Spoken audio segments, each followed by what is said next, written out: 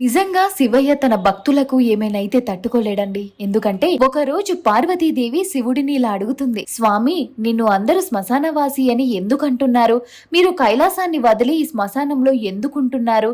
మనుషుల పుర్రెలు బూడిద తప్ప ఏమున్నాయి ఇక్కడ? ఇంత అపవిత్ర స్థలంలో ఎందుకు మీరు ఉంటున్నారు అని అడుగుతుంది. శివయ్య నవ్వుతూ ఇలా చెప్తాడు, ఈ విశ్వం మొత్తం మీద పవిత్ర స్థలం ఎక్కడుందంటే అది ఒక శ్మశానం మాత్రమే. ఈ ప్రదేశమే నా భూత గణాలకి నివాసం. నా భూత గణాలు లేకుండా నేను ఉండలేను అని దేవితో చెప్తాడు.